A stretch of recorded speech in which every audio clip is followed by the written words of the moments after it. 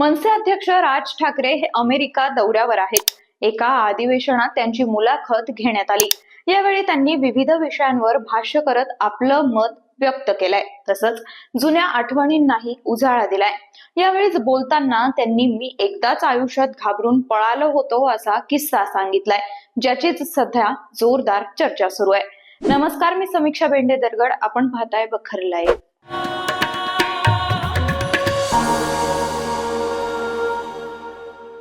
या मुलाखतीत राज ठाकरे यांना तुम्ही कोणाला घाबरता असा प्रश्न विचारण्यात आला.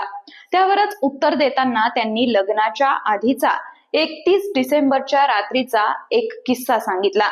तुम्हाला असं विचारतो की हे म्हणतात मी घाबरलो पण कधी पळून गेलो नाही. लाईट्स प्लीज आता लावलेत. हां, तर तुम्हाला असा कुठला प्रसंग माहिती आहे का? तर मी पळून गेल्याचा त्यांनी शोधलंय काहीतरी. मी तुला सांगितलं होतं त्याला विचार सांगू का नको. कोणता? 31 डिसेंबर रात्री. अरे ते लग्नाच्या अगोदरची गोष्ट. मग ते तर सांगा ना. अरे झालं असं, 31 डिसेंबरला आम्ही कुठेतरी बाहेरगावी गेलो आणि माझं आणि हिचं जमलं हे ह्यांच्या वडिलांना म्हणजे मोहन वाघांना माहीत नव्हतं. रात्री काही 2, 2:30, 3च्या सुमारास मी म्हणजे हिला सोडायला गेलो गेटपाशी. तर गेटपाशी कोणतरी मला फिरताना दिसलं. तर हिने मला सांगितलं राजा निघ, बाबा आहेत. बरं 31 डिसेंबरची पहाट होती. मी बघतोय, म्हटलं बाबा नाही वॉचमन आहे. ती बोलली निघ आत्ता, ते बाबा आहेत. आणि जेव्हा मला ते दिसले त्यावेळेला एकदाच पळून गेलो होतो फक्त. अच्छा, तसं पळून जाणं. तसंच मी ठरवून कधी कोणाशीही मैत्री केली नाही, मैत्री होत गेली. ज्या क्षेत्रातील लोकांना भेटलो त्यांच्याशी त्या क्षेत्रावर चर्चा केली. मी कधीच त्यांचा राजकीय वापर केला नाही, त्यांना राजकीय व्यासपीठावर आणलं नाही. ही गोष्ट या लोकांनाही चांगलीच माहीत आहे, असंही राज ठाकरे म्हणाले. मी आता ठरवलं की आज ह्यांच्याशी आपल्याला मैत्री करायची, असं कधीच नाही झालं माझं. ती गोष्ट आपोआप घडलेली आहे आणि ती दोन्ही बाजूनी घडली. म्हणजे त्यांनाही तशा. मी कधी या लोकांशी आजपर्यंत कधी राजकारणावरती चर्चा नाही केली आहे. ज्या ज्या क्षेत्रातली माणसं आहेत त्यांच्या क्षेत्रातल्या त्याच विषयावरती बोललेलो आहे आणि त्यांचा मी कधी राजकीय वापर कधी करून घेतलेला नाही. मग माझे मित्र सचिन तेंडुलकर असतील, दिदी असतील, कोणी आशाताई असतील, कोणी सलीम साहेब असतील, कोणी असतील, पण मी त्यांचा कधी राजकीय वापर, राजकीय व्यासपीठावरती आणणं किंवा राजकीय गोष्टींसाठी त्यांना वापरणं ही गोष्ट कधी केली नाही. आणि ही गोष्ट त्यांनाही माहिती आहे की हे हा करणार नाही. आणि मला असं वाटतं त्याच्यातनं हे सगळे संबंध उभे राहतात. यावेळी राज ठाकरे यांनी एका मराठी गाण्याला चाल दिल्याची आठवणही सांगितली आहे.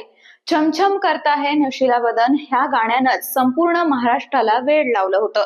याच गाण्याची चाल राज ठाकरे यांनी दिली होती. इथे एक गोष्ट मला आता सांगावीशी वाटते की मी आत्ता जसं म्हणालो की हातामध्ये तर रंग आणि रेषा आहेतच, संगीताचा कान आहे. तर नुसता कान नाही आहे, आपल्या अनेक जणांना माहीत नसेल पण राज ठाकरे स्वतः उत्तम संगीत देऊ शकतात. इथे सांगायला हरकत नाही. पण त्यांच्या एका चित्रपटातली, मी नाव आत्ता फक्त तसं सांगत नाही, पण त्यांच्या एका मित्राच्या चित्रपटातली एक चाल ही पहिल्यांदा राजसाहेब ठाकरेंनी गुणगुणून मग त्याच्यावरती त्या मित्रांनी पुढचं गाणं बनलंय. ते गाणं म्हणजे छमछम करताय नशिला बदन. ही मूळ चाल, शब्द माझे नाही तर शब्द नाही, पण ही चाल मूळ स्वतः साहेबांची आहे. दरम्यान यावेळी राज ठाकरे यांनी भारतातील राजकीय व्यवस्थेवरही भाष्य केलंय. आपल्या हॉटेलच्या गेटवरतीच मला काही जण मला भेटले. त्यांना मी त्यांना सांगत होतो की भारतामध्ये लोकशाही आपण म्हणतो, पण भारतामध्ये लोकशाही नाही आहे.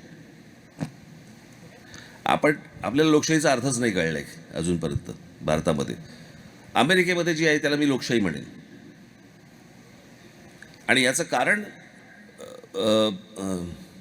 माणूस नुसता सुशिक्षित असून चालत नाही, माणूस सुज्ञ पण असायला लागतं. ते जे सुज्ञ असणं, तिथे डेमोक्रेसी नांदते, तिथे लोकशाही नांदते. कळलं का? मला बोलायला मिळतंय. मी त्यांना तेच उदाहरण दिलं की ऑस्करच्या व्यासपीठावरनं मेरिल स्ट्रीप येतात आणि त्या ट्रम्पच्या विरोधात बोलतात. आणि त्या बोलल्यानंतर, इतकं कडवट बोलल्यानंतर मेरिल स्ट्रीपच्या चित्रपटांना काही त्रास होत नाही त्याच्यानंतर. मला असं वाटतं की ह्याच्यासारखी लोकशाही नाही कुठची. पण हे वातावरण भारतात का तयार होऊ शकलं नाही असं वाटतं तुम्हाला? नाही, आपल्याकडे तसं नव्हतंच ना कधी. इतके हजारो वर्ष राजा आणि प्रजाच होतं ना. अचानक कोणाला तरी वाटलं आणि तुम्ही लोकशाही जगातली सगळ्यात मोठी लोकशाही असलेला देश, ते फक्त आपल्याकडे पॉप्युलेशनने मोजतात, त्याचा लोकशाहीशी काही संबंध नाही. पण ज्या प्रकारच्या आपल्याकडे इलेक्शनच्या सिस्टीम चालतात किंवा ज्या प्रकारचं काय आपण ज्याला भ्रष्टाचार म्हणूया, ज्या प्रकारचं करप्शन, आता करप्शन वगैरे ह्या सगळ्या गोष्टी तुमच्या इकडे अमेरिकेत पण असतील, कुठे युरोपात असतील, अजून ठिकाणी असतील, पण खालपर्यंत नाही आलंय ते वरच्या लेवलला काहीतरी असतील गोष्टी, पण ते खालच्या लेवल आपल्याकडे सगळ्या वरपासून खालपर्यंत सगळं आलंय. आणि त्याच्यामुळे आपण एक साधं उदाहरण समजा घेतलं की एखाद्या मुलाला जर समजा डॉक्टर होण्यासाठी म्हणून जर समजा 1-2 कोटी रुपये जर समजा कॉलेजला द्यावे लागत असतील, तर तो कॉलेजमधनं बाहेर पडल्यावर डॉक्टर झाल्या पहिल्यांदा लुटायला सुरुवात करेल 2 कोटी. आता हे 2 कोटी रुपये द्यायचे, त्याच्यातनं त्यांनी डॉक्टर व्हायचं. मला असं वाटतं की ह्या पूर्वी गोष्टी नव्हत्या ना, ह्या हल्ली सगळ्या वाढायला लागल्यात आणि त्या खूप देशामध्ये खूप वाढत आहेत. मला काय देशाला आपल्या शिव्या द्यायच्या नाही आहेत, तो उत्तमच देश आहे, त्याच्याबद्दल प्रश्न नाही आहे. पण काही सिस्टीम्स अशा आहेत ज्याच्याबद्दल मला राग येतो, ज्या मी बोलून दाखवतो, ज्या मी व्यक्त करतो. पुणे हिट अँड रन प्रकरणावर देखील राज ठाकरे यांनी आपलं मत मांडलंय. आता मध्यंतरी काहीतरी म्हणजे किती खाली जायचं आपण, याला काही मर्यादा. आता कोणतरी एका पोराने काहीतरी ती पोरच्या गाडीत 2 मुलांना काहीतरी ते मारले पुण्याला, बरोबर आहे. त्या पोराची, त्याच्या आईची, बापाची, सगळ्यांची, आजोबांची, सगळ्यांची चर्चा सुरू आहे. तर त्या 2 मुलं जी मेली आहेत त्यांच्याबद्दल कोणीच बोलत नाही.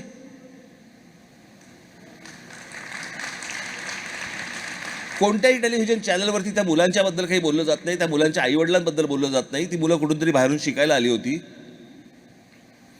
आणि ती केस कोर्टात गेल्यावरती कोर्ट सांगतो, जज सांगतो, तिथला मॅजिस्ट्रेट, की 300 शब्दाचा निबंध लिहून दे. हा कोणता जज आहे? म्हणजे हे असंच तर येऊ शकत नाही ना. पैशाचा देणघेण झाल्याशिवाय अशा प्रकारची गोष्ट कोर्टामध्ये होऊ शकत नाही. मग तुम्ही विश्वास कोणावर ठेवणार? पोलिसांवर, कोर्टावर, नेत्यांवर, प्रशासनावर, कोणावरती? जर समजा या सगळ्या गोष्टींवरचा लोकांचा विश्वास उडाला तर आपण अराजकाकडेच जाणार, अजून कुठे जाणार? विशेष म्हणजे या मुलाखतीनंतर राज ठाकरे यांनी ट्विट करत आपल्या भावना व्यक्त केल्या आहेत. आज जरी महाराष्ट्र जातीपातीत अडकला असला तरी हा महाराष्ट्र यातून निश्चितपणे बाहेर निघेल आणि महाराष्ट्राला मीच यातून बाहेर काढेन. यासाठी तो महाराष्ट्रात राहणारा मराठी माणूस असेल की महाराष्ट्राबाहेर राहणारा मराठी माणूस असेल, त्याला जोडणारा एक दुवा म्हणजे मराठी भाषा. ही भाषा त्यानं कधीही विसरता कामा नये. जिथे 2 मराठी माणसं एकत्र येतील तिथं त्यांनी एकमेकांशी मराठीतच बोललं पाहिजे. यातून जातीच्या भिंती निघून जातील आणि मराठी म्हणून आपला एकसंध समाज उभा राहील. यासाठी तिथे जन्मलेल्या प्रत्येक मराठी माणसानं पण प्रयत्न केले पाहिजेत, हे मी मुलाखतीतही सांगितलंय, असंही राज ठाकरे यांनी म्हटलंय. अभिनेते आनंद इंगळे आणि ज्येष्ठ पत्रकार अपर्णा वेलणकर यांनी राज ठाकरे यांचीही मुलाखत घेतली आहे.